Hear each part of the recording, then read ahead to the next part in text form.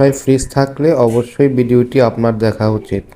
আমাদের সবার ফ্রিজের নর্মাল অংশের একটি ফাংশন, যা আমরা অনেকেই জানি না।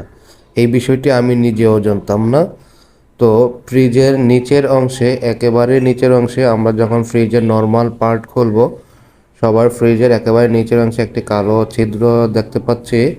এই ছিদ্রটি নিয়ে আমি কথা বলবো যে এই ছিদ্রটি কি এবং কেন রাখা হয়। এই যে দেখুন, এখানে পানি জমে আছে, এই ছিদ্রটি জ্যাম হয়ে আছে।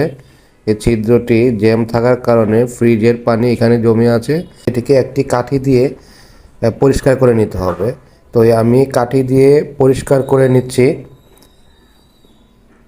এই যে দেখুন, এই ছিদ্রটি পরিষ্কার করার সাথে সাথে পানি সব চলে গিয়েছে এবং এটি কম্প্রেসারের ট্রেতে যেয়ে জমা হয়েছে।